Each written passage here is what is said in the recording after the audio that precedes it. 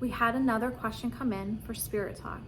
This question really moved me because I am a spiritual communicator that talks to your loved ones on the other side, especially your pets. But I also specialize in ICU patients, which not a whole lot of communicators are able to do. When I was doing my TV show, my producers actually couldn't find one. It's very unique to me that I got this question come in because this is what I specialize in.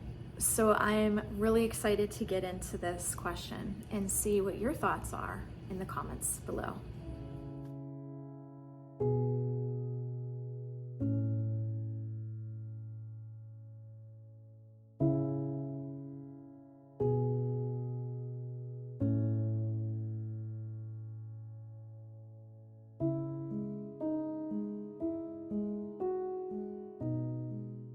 A soul's biggest thing is that they hate having to shorten a life of learning.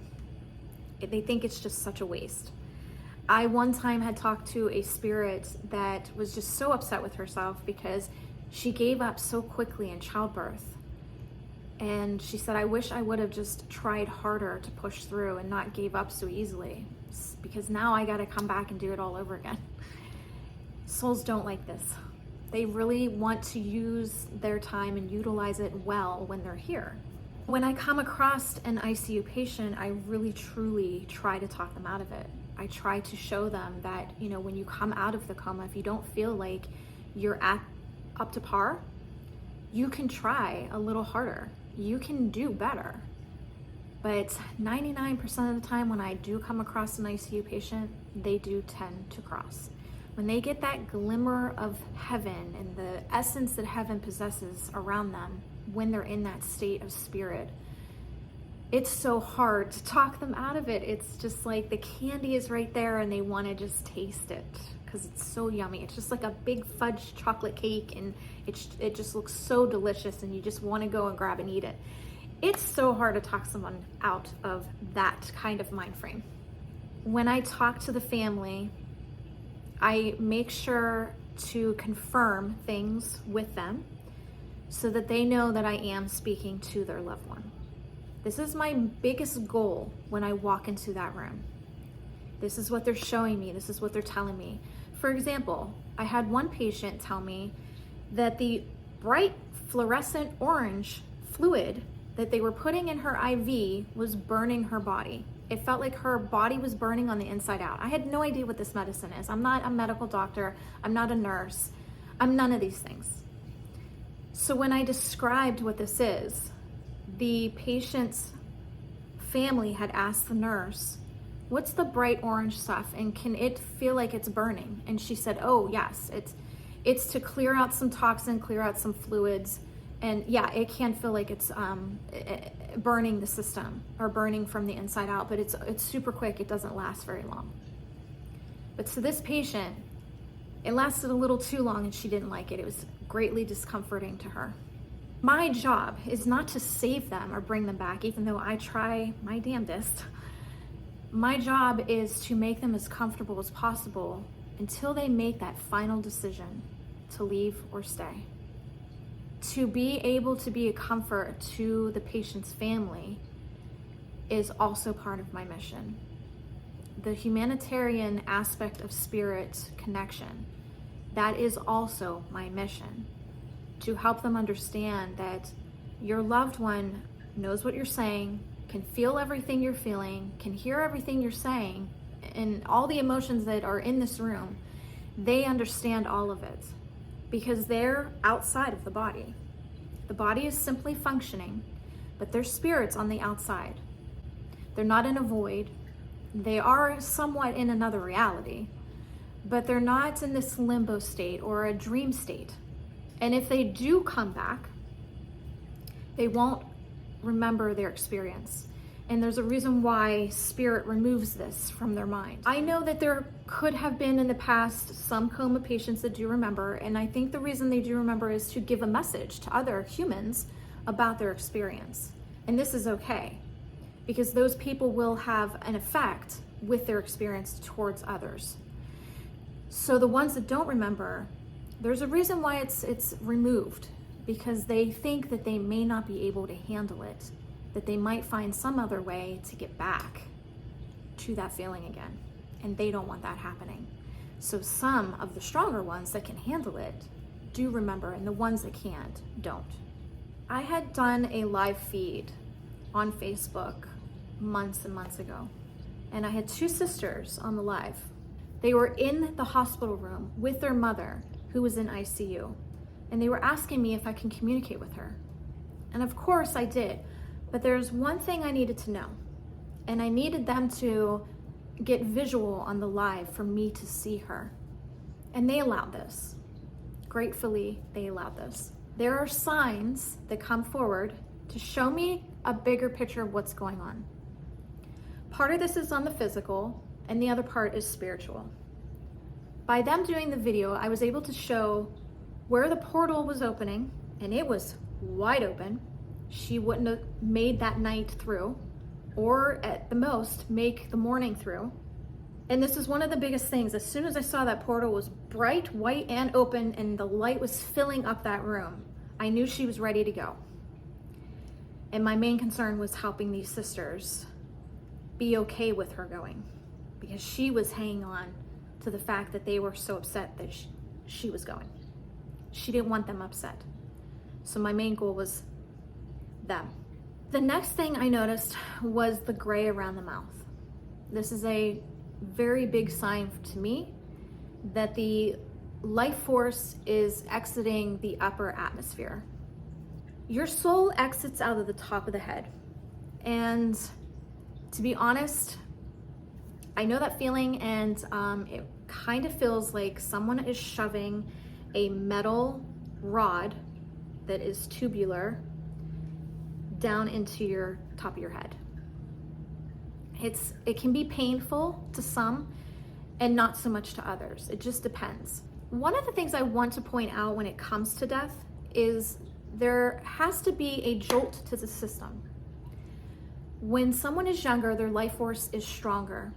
So it needs to take a hard hit, like a car accident, a gunshot, a knife, something that will jolt and separate the life source from the physical.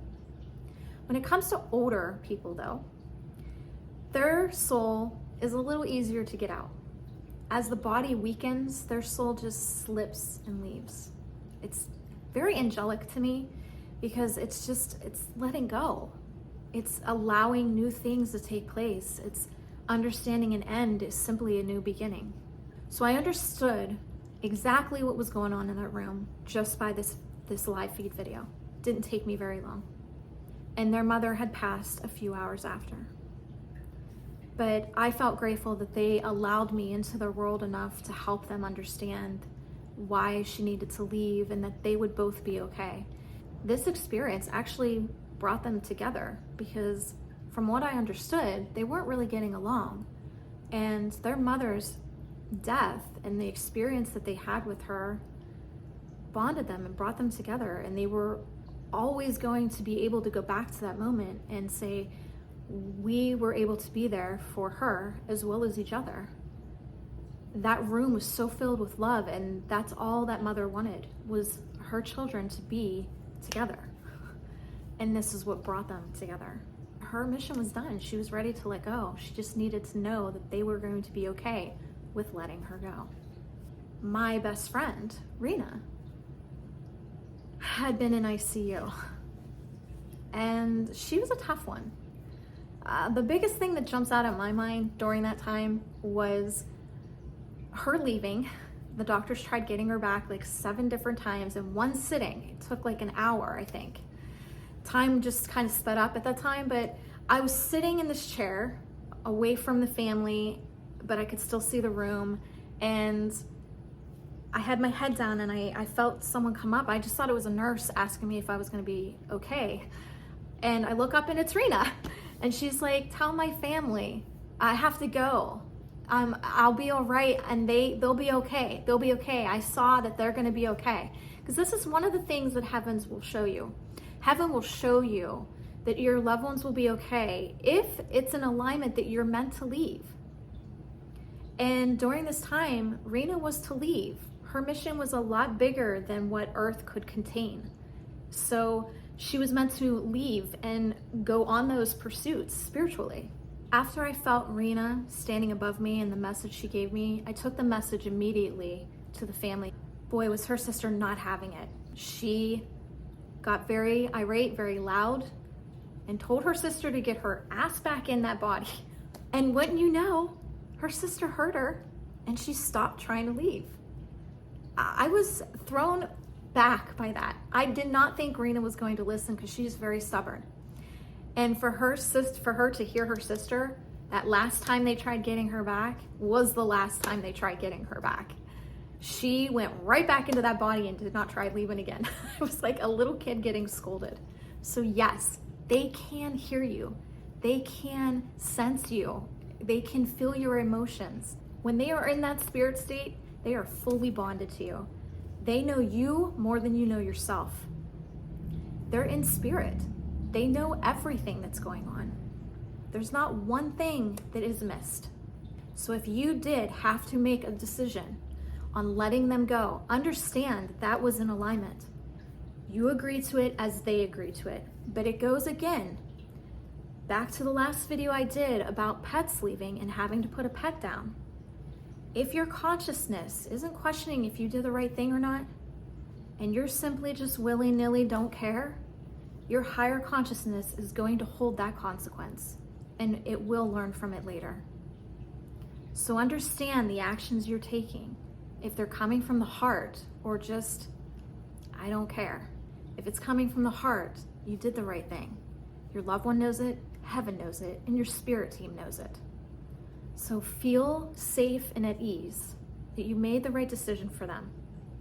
They understand the love you have for them because they can feel your feelings, they can feel your emotions, and they fully understand where you're coming from because they can also hear your thoughts. So I wish you luck with the journey you are about to take or are taking with your loved one in ICU. And if you have any questions or concerns about your loved one, you can always call the shop at 814-254-4523 or use the contact form on the website mooneir, mooneir.com. And I hope to see you on the next Spirit Talk. Let me know in the comments below what you thought of this video, and have you had this kind of experience with your loved one?